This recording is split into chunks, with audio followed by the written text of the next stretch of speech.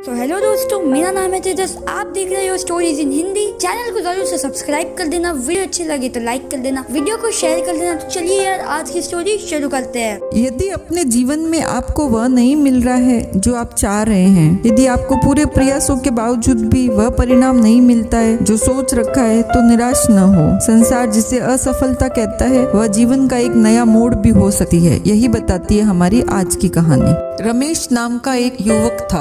Hospital के बिस्तर पर लेटा लेटा सोच रहा था। एक एक्सीडेंट में उसके टांग की हड्डी टूट गई, मेजर क्रैक था। काफी महीनों तक अब उसे बिस्तर पर ही पड़े रहना होगा। वह एक मल्टीनेशनल कंपनी में बहुत अच्छी पोस्ट पर था, लेकिन कोरोना के कारण लॉकडाउन में उसकी वह नौकरी भी चली गई। 1 साल से संघर्ष करते करते उसने मुश्किल से अपना एक छोटा सा बिजनेस सेटअप किया था। आज वह बहुत दुखी हो गया था। बचपन में मम्मी पापा नहीं रहे थे। उसकी एक दादी थी जिसने उसको बड़ा किया था। मुश्किल से पढ़ाई लिखाई करके अच्छी जॉब मिली थी, लेकिन कोरोना के लॉकडाउन में वो भी चली गई। बिजनेस सेटअप किया, अब वो भी बंद होने लगा है और बच्चा खुच्चा अब उसकी टांग की हड्डी टूट गई और उसे बिस्तर पर रहना पड़ेगा। उसकी दादी, जिन्हें खुद देखभाल की जरूरत है, अब उसकी देखभाल में लगी हुई है। बहुत बुरा समय है। सोचते सोचते उसने अपनी पास रखी एक किताब पढ़ने लगा। बुक में उसने पहली कहानी देखी स्वामी विवेकानंद की। उनका बचपन का नाम नरेंद्र था। उनका बचपन बहुत आराम में बीता था। बहुत अच्छे परिवार से बिलोंग करते थे वो।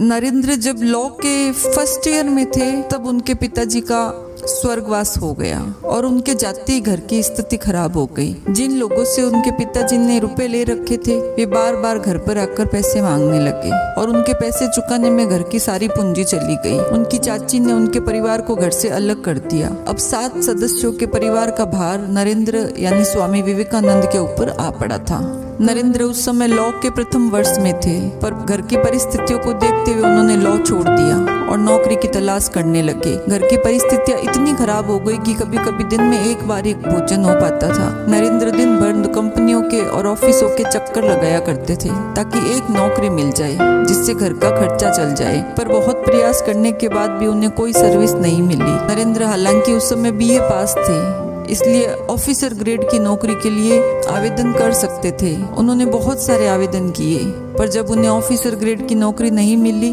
तो फिर उन्होंने क्लर्क के पदों पर भी आवेदन करना चालू कर दिया। दिन भर भूखे प्यासे पैदल चलकर उन्होंने कई इंटरव्यू दिए, पर कहीं से भी उन्हें एक नौकरी नहीं मिल सकी। इसी तरह एक दिन जब वह इंटरव्यू से रिजेक्ट होकर लौट रहे थे, तभी अचानक सड़क के किनारे बेहोश होकर गिर पड़े। वो बहुत दुखी हो गए। उन्होंने मन ही मन सोचा कि अब इस जीवन का कुछ नहीं हो सकता। वे शुरू से ही बहुत ही इंटेलिजेंट थे। उनका व्यक्तित्व, उनकी वाणी, उनके बोलने के तरीके से सब बहुत प्रभावित रहते थे। लगता था जीवन में बहुत बड़ा करेंगे, लेकिन अब तो जीवन खुद समाप्ति की ओर था। लेकिन फिर भी उन्होंने हिम्मत नहीं हारी, समय का विश्वास रखा और फिर उन्हें जीवन में आगे बढ़ने के रास्ते मिले। और एक ऐसा समय भी आया जब वे स्वामी विवेकानंद के नाम से फेमस हुए और उन्होंने पूरे विश्व में भारत का प्रतिनिधित्व किया। फिर रमेश ने किताब की अगली कहानी देखी। वो कहानी थी एक रंक से राजा बनने की कहानी। ई-कॉमर्स कंपनी Alibaba.com के फाउंडर जैक मा की कहानी। जैक मा चीन से थे। उनका बचपन एक ऐसे दौर में गुजरा जब चीन में कम्युनिज्म था। उनको अपने बचपन में बहुत तकलीफें उठानी पड़ी थी। जैक मा पढ़ाई में बहुत कमजोर थे। वे अपनी प्राइमरी स्कूल की परीक्षा में 2 बार फेल हुए और माध्यमिक विद्यालय की परीक्षा में 3 बार फेल हुए।